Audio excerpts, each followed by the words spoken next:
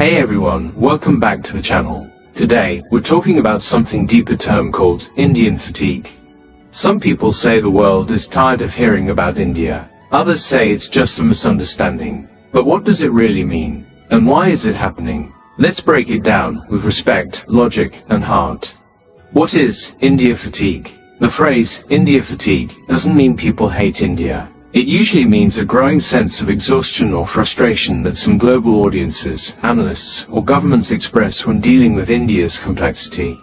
India is massive, 1.4 billion people, hundreds of languages, religions, opinions, and contradictions.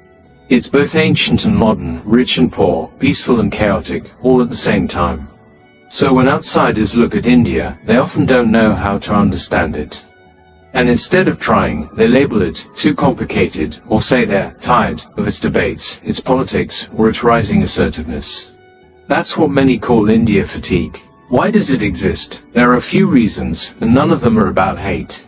They're about perception, misunderstanding, and global power dynamics. India is no longer silent. For decades, India followed quietly, but now it's speaking up, making its own decisions, standing on its own in world politics. Some nations aren't used to that shift. It's not aggression, it's independence. Cultural overload. India is everywhere, in tech, movies, food, and social media. But sometimes, international media still portrays it only through poverty or politics. That one-dimensional picture creates fatigue, not because of India itself, but because of how it's told. The complexity factor. India is hard to simplify. It's not one story, one religion, or one opinion. For outsiders looking for black and white narratives, that complexity feels draining. Misinformation and stereotypes. Online narratives often mix truth with bias. Small issues get magnified, while progress stories are ignored. The result, a distorted image of India that fuels frustration instead of understanding. Does the world hate India? No, but it's easy to think that way when headlines sound negative. The truth is, the world doesn't hate India, it's just confused by it. India doesn't fit into old global molds anymore. It's not a follower, it's a player. And that change makes them uncomfortable. But let's be real, India has flaws, just like any other nation. Corruption, pollution, inequality, they exist. But India is also a democracy that's constantly debating, improving, and growing.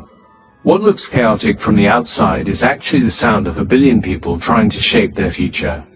The positive side, India's soft power despite the fatigue narrative. India's influence is everywhere, in tech, leading global companies.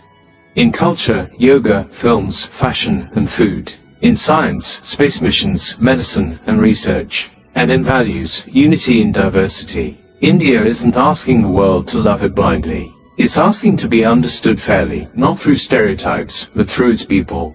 Why respect and understanding matter when someone says, the world is tired of India? What they often mean is, they haven't taken the time to see it fully.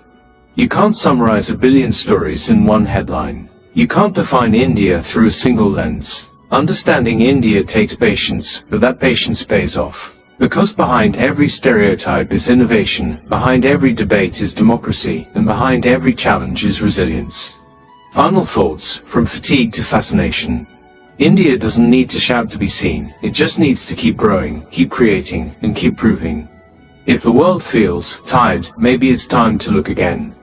Because what they call India fatigue might just be the growing pains of a world realizing that India is not just part of history, it's shaping the future. So instead of asking, why does the world hate India? Maybe we should ask, how can we tell India's story better, together? If you found this meaningful, give it a like and share it. Let's replace fatigue with understanding, and misunderstanding with curiosity. Thanks for watching, see you in the next one.